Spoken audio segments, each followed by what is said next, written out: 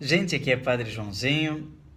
Eu acabo de receber a mensagem dos bispos do Brasil para o povo de Deus. Acabou agora a 56ª Assembleia Geral da CNBB, a Conferência Nacional dos Bispos do Brasil. E eu já tenho aqui essa nota, que talvez você tenha recebido, mas eu achei tão espetacular que resolvi gravar para você em 3 minutos. O que é que os bispos do Brasil têm de tão importante para dizer a todos os católicos comprometidos com a sua igreja, que amam a sua paróquia, a sua diocese, seu pároco, seu bispo, a pastoral que participa, o movimento na qual congrega? Então, relendo a nota dos bispos, eu identifiquei aqui um princípio fundamental, essencial para ser cristão, e 5 consequências. Preste atenção, um princípio e 5 consequências. O princípio é a comunhão. Veja, a nota tem 2 páginas, mas logo nos primeiros 4 parágrafos, ela fala 11 vezes de comunhão. Esse é o princípio. Ser cristão é viver em comunhão. Ela diz que os bispos vivem em comunhão com Deus, Deus vive em comunhão conosco, nós vivemos em comunhão entre nós na unidade do Pai, do Filho e do Espírito Santo, conforme o princípio de São Cipriano.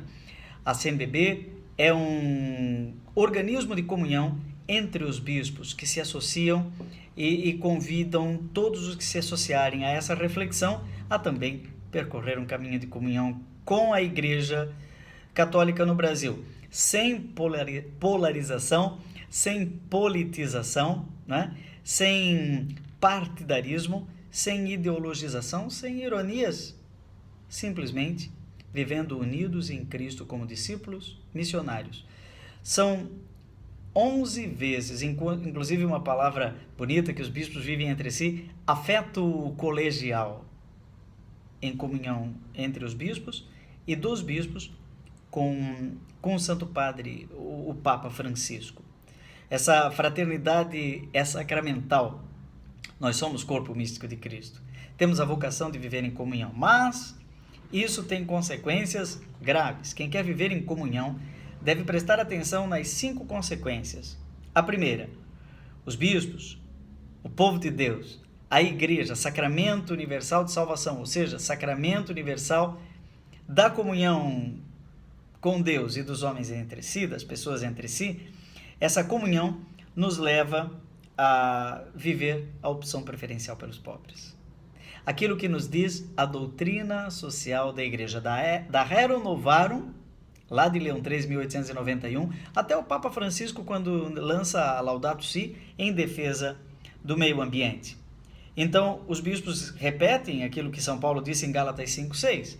A fé age pela caridade. Ou seja, vivemos a nossa fé com gestos concretos. E, aliás, é por meio da prática da caridade que conhecemos também a verdade. Como disse o Bento XVI, a caritas in veritate.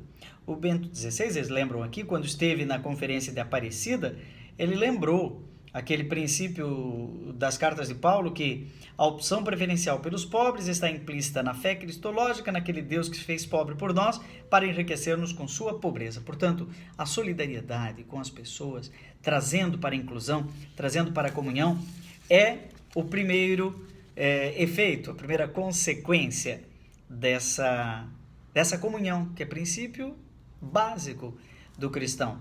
Mas eu falei que são 5, não é?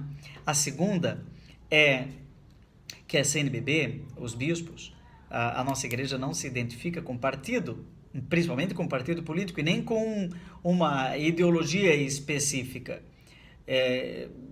Existem hoje 2 erros nocivos indicados pelo Papa Francisco nessa recente exortação apostólica Gaudete et Exultate, que saiu agora, dia 19 de abril, ou foi isso? 19 de março, né? Saiu agora a Gaudete et Exultate. E o Papa Francisco diz o seguinte: é preciso cuidar para não transformar o cristianismo numa espécie de ONG, sem levar em conta quanto à graça e à união interior com Cristo. Por outro lado, é preciso cuidado para não viver entregue ao intimismo, suspeitando do compromisso social dos outros e considerando-o superficial e mundano. E o Papa diz até acusando os outros que têm uma opção preferencial pelos pobres mais clara e prática. Eles são comunistas. Tem hoje muita gente aqui, inclusive na rede, que acusa quem vive, doa sua lágrima, sangue e suor pelos pobres, acusa essa pessoa de ser comunista. Isso é diabólico. Isso é diabólico. A palavra diabo significa aquele que divide. Aquele que divide. Né? Existem muitos diabos na internet. O diabo aprendeu a usar o celular. Né? Aprendeu a fazer live, aprendeu a postar vídeo no YouTube para dividir. E ri daqueles que querem viver na comunhão. Porque ele é o mestre da divisão. Ele faz aquela senhora bem intencionada ali da primeira fila da missa das 11, aquela senhora fica com raiva do seu padre porque viu um vídeo na internet que o acusava, ou então às vezes ridiculariza, pratica cyberbullying, né? Como diz o Papa Francisco no Deus é Jovem. Hoje existem pessoas que gastam seu tempo editando vídeos mentirosos para ridicularizar a igreja. Mas com que propósito? Com que propósito? Certamente não é o propósito de comunhão, nem de opção preferencial pelos pobres, como dizem os nossos bispos, inspirados no Papa Francisco. A terceira consequência da comunhão é que é o compromisso social. Não é? A CNBB tem um compromisso histórico com o profetismo. Nós não podemos ficar dentro das sacristias. A nossa prece transborda na praça. A nossa missa transborda na missão. Em latim, a última frase da missa era ite missa est, que significa pode ir que a missa acabou. Mas não é só isso. Pode ir que a missão começou. Então é por isso que nós nos configuramos ao Cristo que andava no meio do povo, fazendo bem e curando a todos, mesmo que por isso, às vezes, soframos todo tipo de perseguição. Como diz o Papa na Gaudete et Exsultate, lembrando a última bem-aventurança, alegrai-vos e exultai quando fordes perseguidos por causa do nome de Jesus. O seu nome, que está sendo perseguido, está escrito no céu. Falei que eram 5 consequências. A quarta consequência da nota da CNBB, que fala de comunhão, é que a Conferência Episcopal, como uma instituição colegiada, ela não pode ser responsabilizada por alguma atitude isolada de um de seus membros, não é? Seja no que se refere à fé da igreja, seja no que se refere à doutrina social da igreja. Então, se uma pessoa isoladamente toma alguma atitude, inclusive na mídia, não é que toda a igreja esteja assinando embaixo daquela, por exemplo, daquela excentricidade litúrgica. A gente recebe pelas redes sociais, às vezes, algumas coisas um pouco estranhas, mas toma cuidado. São 10 vídeos de padres esquisitos, mas são 23 mil padres no Brasil. A porcentagem dá 0,0001%. Mas só que multiplicado por milhões nas redes sociais, eu já recebi esses vídeos centenas de vezes, você também já deve ter recebido, a gente acaba achando que todos são assim. Cuidado com o simulacro das redes sociais. Elas simulam uma multidão que não existe. E a última consequência, estamos no ano do leigo, o ano da leiga. É bom que o leigo fale sim, mas em comunhão eclesial. Cuidado com aqueles que se vestem de cordeiro, mas são lobos. Se vestem com roupas até de pastor, mas na verdade são fariseus dos nossos dias, né? Como diz Jesus, sentaram na cátedra de Moisés para julgar. Esse é bom, esse é ruim, esse é bom, esse é ruim.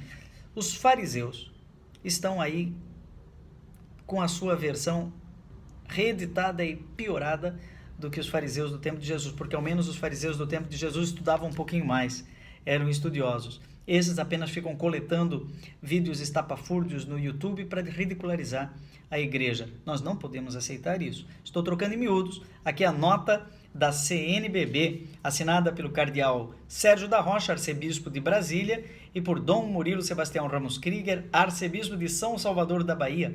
Ele, o Dom Sérgio, o presidente da CNBB, e Dom Murilo, o vice-presidente da CNBB. Eles terminam com uma frase do Papa Francisco para o Dia Mundial das Comunicações Sociais, que será agora no dia 20 de maio de 2018, dia de Pentecostes. O Papa Francisco, assim como João Paulo II, Bento XVI, lançam todos os anos uma mensagem. Esse já é o 52º Dia Mundial das Comunicações Sociais, sempre no dia de Pentecostes. E hoje o Papa Francisco, nesse ano, diz que nós devemos anunciar a verdade. Claro que sim, nós devemos anunciar a verdade. Porém, este anúncio deve ser pautado pela verdade, fortaleza, prudência, reverência e amor para com aqueles que, em razão do seu cargo, representam a pessoa de Cristo. Para discernir a verdade, é preciso examinar aquilo que favorece a comunhão e promove o bem, e aquilo que, ao invés, tende a isolar, dividir e contrapor. Papa Francisco, que nesse ano fala sobre os fake news, as mentiras, os boatos. Meu irmão, tome cuidado com aquilo que você recebe na internet. Duas verdades podem, juntas, cortadas, meio maquiadas, produzir uma mentira. Duas meia-verdades juntas não formam uma verdade inteira.